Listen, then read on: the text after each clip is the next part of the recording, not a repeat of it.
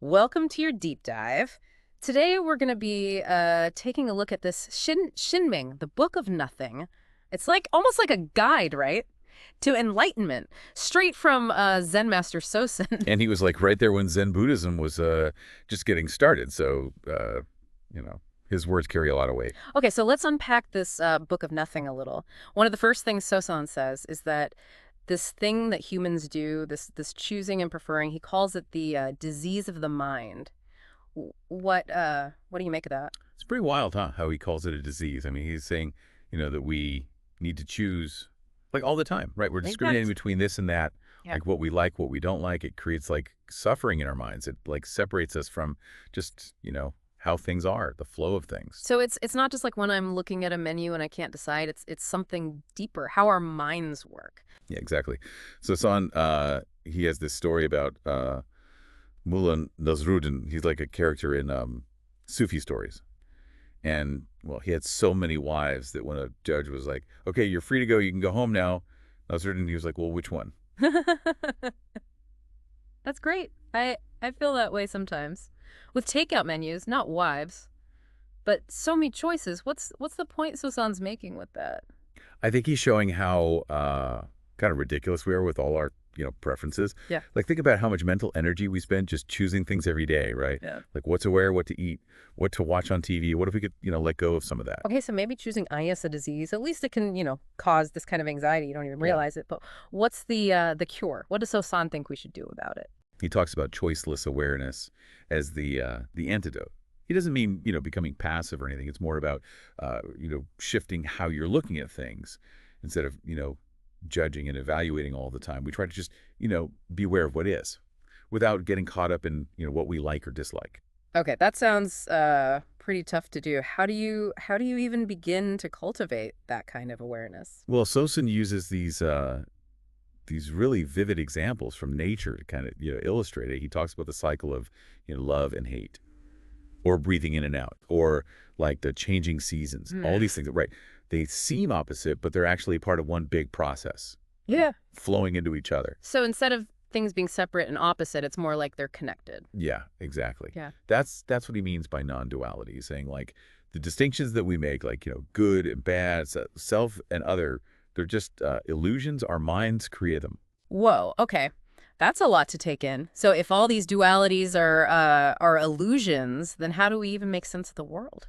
Well, he tells this funny story about a philosopher who thought the world was an illusion until, that is, he was being chased by a very real elephant, and the elephant was angry. Yikes. Yeah, I bet that would change your mind. So what's the takeaway there? It's like a reminder, Yeah. that what we think isn't always real. Sosa's like challenging us Yeah. to go past our limited thinking and actually, experience the world directly without all our ideas getting in the way. But thinking is, how we learn, right? I mean, didn't Sosan have to think about all this stuff? Well, yeah, he did. But he also knew that thinking has, limitations. He warns us not to only rely on thinking to get to the truth. So he's not saying that we should all just like, stop thinking, become zombies. No, not at all. He's just pointing out that sometimes, you can overthink things, and it takes you further from the truth. Like, he tells a story about this philosopher named Yassel, who overthought this simple telegram he was going to send his wife, and he ended up not sending anything. Oh, I've done that before. You spend all this time writing the perfect text, and then you're just like, nope. So if thinking isn't the answer, then what is? How do we, reach this deeper understanding that Sosan's talking about? He talks about the importance of direct experience, of quieting your mind through meditation. He's saying that truth isn't found by, analyzing things. It's revealed in the stillness of the present moment. So it's about being present, right? Being in the moment, not lost in your thoughts. Exactly. And that brings us to another interesting point. He says that even language can be a barrier to enlightenment. Because words are like just symbols that can't really capture the essence of what they're trying to describe. Right. He points out that language, with its categories and labels, reinforces the illusion of duality. Yeah. He wants us to, move beyond language to a state of being where communication happens through, like, silence, through direct experience. It's like when you try to describe, the taste of chocolate To someone who's never had it before, you can't. Words only go so far. Exactly. Hmm. So Hsin is pointing toward a level of understanding that, goes beyond words. It's a different way of knowing, a knowing that comes from within. Okay, so how do we even, begin to get to that? What does Sosan suggest we do to cultivate this wordless awareness? Well, he keeps coming back to this idea of acceptance. Hmm. It's a really important part of his teaching. He says that accepting things as they are without judging or resisting is really powerful. Doesn't that mean just giving up? Just letting life happen to you? No, no, not at all. He tells this funny story about uh, a man who was so focused on being sick. Like, that's all he thought about. He actually wanted his tombstone to say that he had been sick. The point is, when we resist what is, it makes our suffering worse. So we have to accept reality even when, it's not what we want. Yes, but Sosin says there's a difference between, like, begrudgingly accepting something and Mhm. accepting something with understanding. Like, it's the difference between a beggar accepting scraps and a king receiving a gift. It's not just accepting, but how you accept, that matters. That makes sense. So it's not about, giving up. It's about seeing that reality is whole, even the parts you don't like. Precisely. And he even takes this idea further. He says that even the self, as we usually think of it, is an illusion. Wait, what? If the self is an illusion, then who am I? That's the big question, isn't it? The one that Sosin wants us to really think about. He's saying that this separation we make between self and other, it's made up. It's something our mind creates. We cling to this idea that we're separate, but it's really just a mental construct. Okay, my mind is officially blown. So if the self is an illusion, what does that even mean for how we live our lives? That's what we'll explore in the next part of our deep dive. So we've been talking about this radical idea from Sosin that the self, the way we normally think about it is an illusion. It's a big concept. Take some time to really understand it. Yeah, I'm still like processing that last part. But before we get too deep into that, I wanted to ask about this other thing Sosan talks about, trusting the way. What does he even mean by that? He's saying we should let go of our need to control things or like manipulate situations, and instead just go with the flow. The natural flow of how things are. Yeah, that sounds great when you say it like that. But, life happens. You need some control to deal with everything.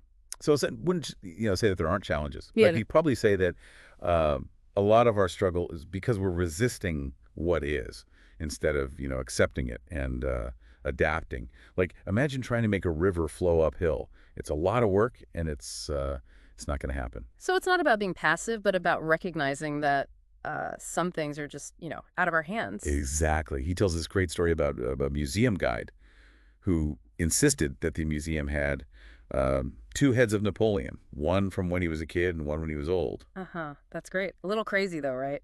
What's he getting at with that?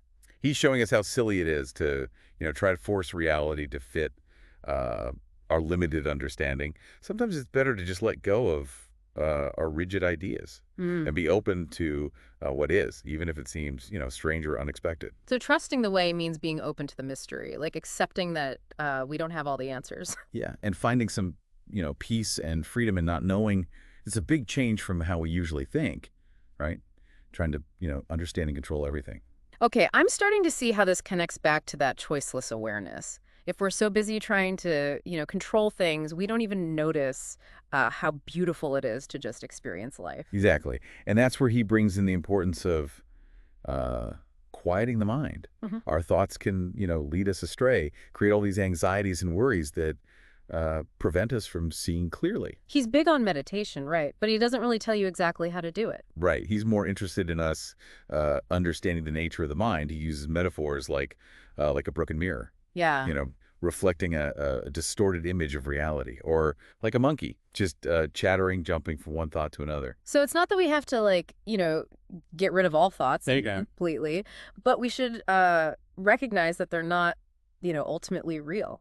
Exactly. We can observe our thoughts without getting caught up in them. So San says that if we do this, the mind will naturally settle down, become still. Like when you let the mud settle in a pond and then the water is clear. Like, So if we can quiet our minds, what happens then? What's it like to be in that state of choiceless awareness?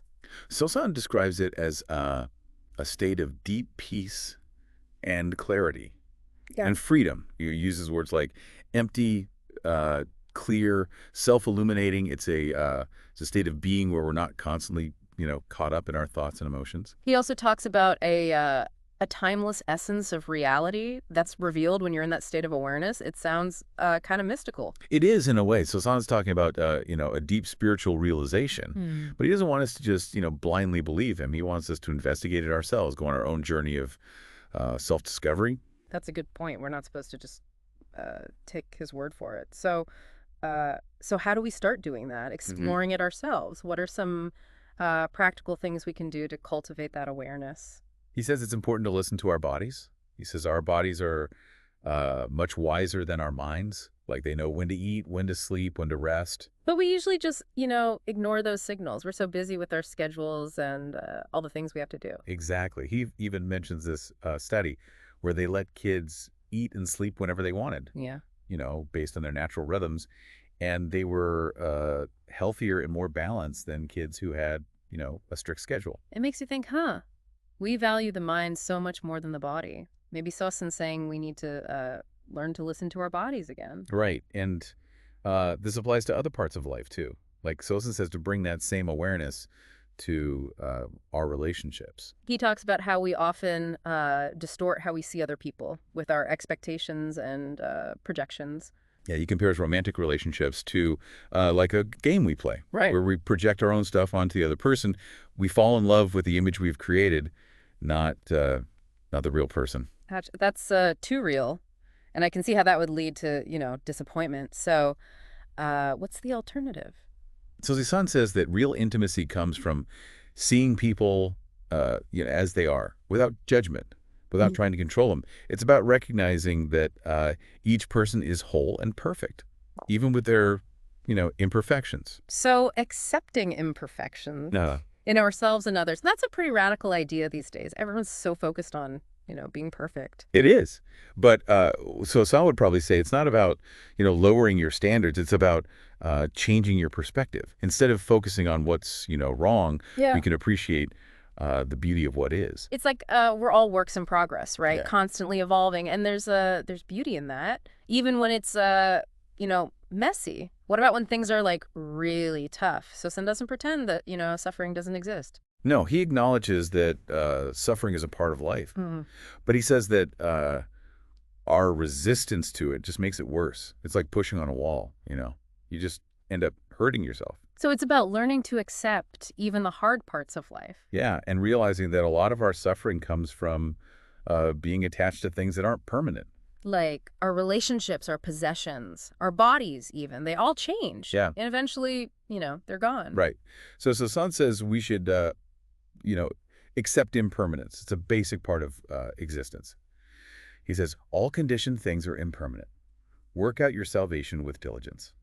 That last part's a little intimidating. What's he mean by work out your salvation? It's not about trying to get some kind of reward later on. It's about really being present in life right now. He's saying that enlightenment isn't, some far-off goal. It's a way of being that's available right now, in every moment. So you don't have to wait for some big revelation. It's about showing up for life as it is with all the good and bad stuff. Exactly. And this brings us back to trusting the way. So, Yeah. Saying that when we let go of control, trying to manipulate things to fit our limited view. We open ourselves up to like a deeper wisdom, something that's always there. Yes. He compares it to going with the flow of a river instead of trying to, swim against it. It's about recognizing that we're part of something bigger than ourselves, something that's always moving, always changing. How do we actually cultivate that trust? How do we go from being afraid and controlling to, surrendering and accepting? So Sosan says it comes back to quieting the mind. He says our thoughts can lead us in the wrong direction. They create this veil that stops us from seeing reality clearly. So we have to clear away those thoughts so we can see clearly. Is it more meditation? Meditation's a great tool, but Sosan also talks about the importance of gratitude. When we, appreciate what we have, it changes how we see things. We go from feeling like there's not enough to feeling abundance. It's like tuning into the good stuff, and then we get more of it. It's simple but powerful. He also talks about the importance of living in the present moment. Hmm. He says that a lot of our worries and anxieties come from thinking about, the past or the future. It's so easy to get like stuck in your head, thinking about what happened or what might happen. So Sosan's saying we should focus on the here and now, experience this moment. Yeah. Without judging it. Exactly. He's reminding us that the present moment is all we really have. It's a gift.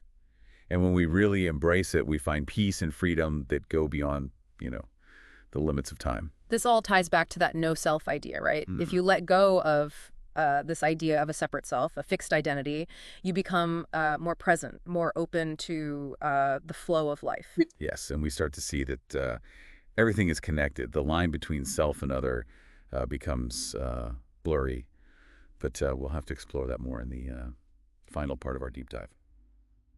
So, welcome back. We've been spending some time with Zen Master Sosan, and some of his ideas are, well, pretty mind-bending about choice, the self, even like reality itself. Yeah, some of this stuff's been hard to, really wrap my head around, especially that no self idea. I'm still trying to figure out, what that means for like how we live our lives. Yeah, it's a big idea. It changes how we think about everything, really. Our relationships, our purpose. Yeah.